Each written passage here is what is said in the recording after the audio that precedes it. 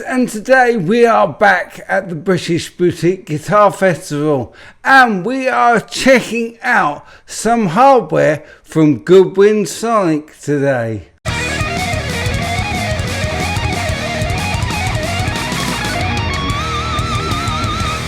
I'm delighted to be joined by Martin from GoodwinSonic. How do you do? How are you? Very good, thank you. Jolly good. Now, you have come up with a pretty revolutionary new product. Tell us a bit about it. This is a unique, shall I say, way of terminating your strings and being able to adjust your action height adjustment on what was typically something which was very visible, and really was something that I like to think of as a working prototype that just found its way into production. Right. And I've been trying to play the guitar for many years, still haven't succeeded. You and me both. But I just felt that it wasn't very ergonomic. The bridge with all the screws on the top, and they're not nice screws, they're just out of an industrial bin. Yeah. Uncomfortable. Trapped all the dirt and the fluff, and whereas this feels really, really comfortable to sit your hand on there. Really nice. But to be honest, it all started really with a video that I saw of a TED Talk by Paul Reed-Smith, where he was talking about what was the difference between an instrument and just, you know, a mass-produced thing that was in the shape of an instrument. Yeah. And he was talking about the losses and where they go, and he was talking about different materials that you use for nuts, and the different materials that the body are made of, and all the rest of it, and the resins in the wood, and how well the wood seasons, and all this kind of stuff. Yeah. And it got me to thinking that with the stock bridge configuration, the string comes over the top of a saddle, goes down through a plate, catches the edge of the plate, sometimes breaks, into the actual block, or in the case of a Telecaster, it's going into the body itself, and often through the body into the ferrules. But so there's multiple points of contact. Then your action height adjustment is some nasty screws, which kind of, the saddle sometimes sits a bit wonky, and the screws fret, and they can hurt your hands. They hurt your hands. All of these places are opportunities for energy to be lost from the string, and by utilising Fender's bullet-ended strings, I'm able to intonate internally to the blocks. Okay, I don't know if we can get a close-up of that. Yeah, so this gives you an opportunity to remove another screw from the back. Traditionally, there's a screw and a spring going into the back of the saddle, not another nasty little screw that comes out of an industrial parts bin. And so the intonation adjustment is done via the back of the block with a screwdriver, and it winds this barrel backwards and forwards, and then the end of the string sits inside that barrel.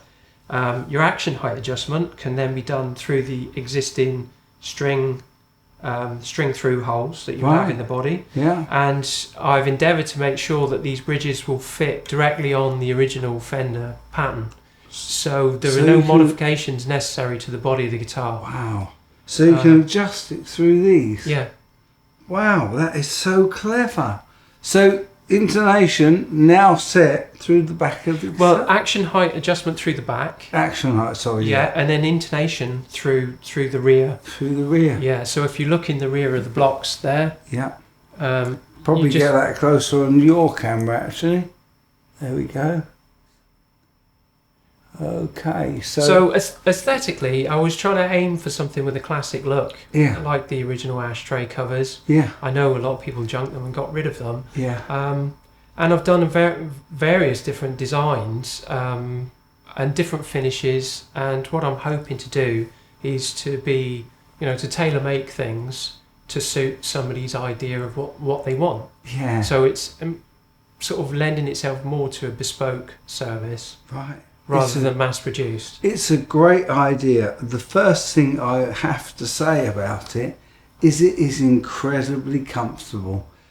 It's just, when you think about any bridge of any guitar, you've always got, especially the Fenders, you've always got those screws that not quite adjusted, the intonation screws with the Allen keys, always stick in your hands. This is just really comfortable. It feels great. It's ideally suited for muting as well. Doesn't prevent you from muting. So, and it looks fantastic as well. So there is an interesting aside. I use stainless steel throughout, because I don't really have the volume of production to be able to go to chrome plating. But there's a useful aside to that, and that is that when you have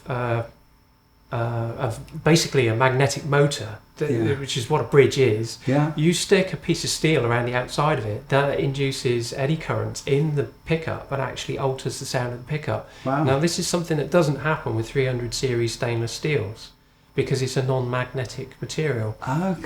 So you're essentially not affecting the sound of your pickups by having that in a metal plate. So that's an additional benefit, which is great. Well, let's have a little listen and see how it sounds. I'm going to put it on the middle position. We're playing through an RD Dualist, the purple beast behind me. So let's have a little listen. Well, straight away, it's bright.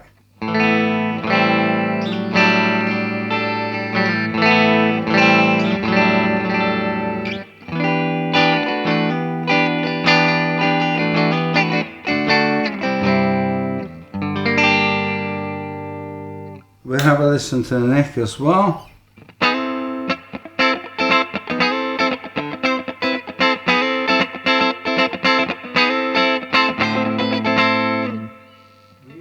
Very bright again.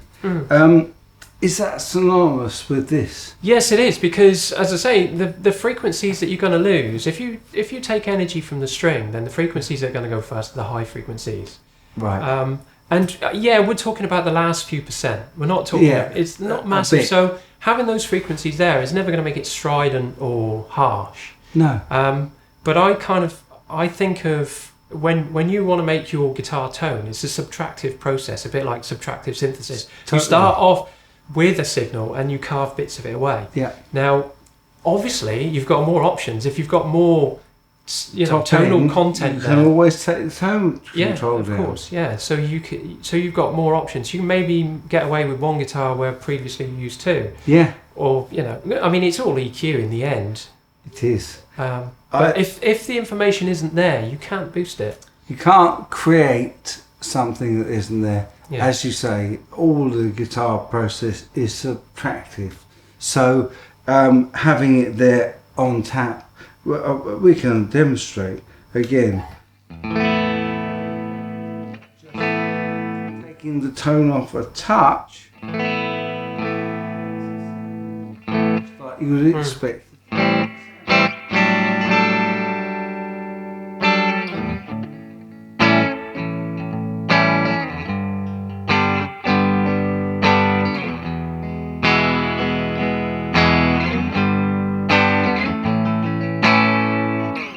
Yeah, absolutely. And I just think that I will try out the bridge, because we know that the bridge is going to be, and I'm going to do it on the boost. You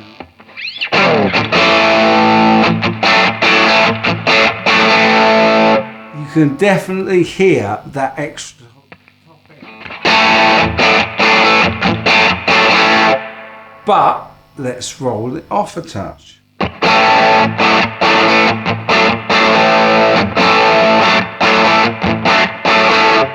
Subtractive, as we said, but again, for solo work,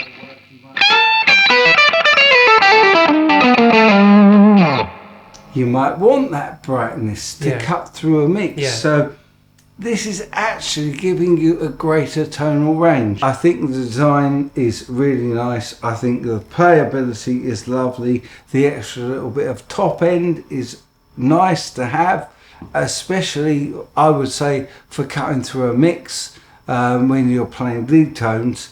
And I think it's a great design. I do feel, again, I will go back to the thing, that it needs to be able to accommodate ball ends.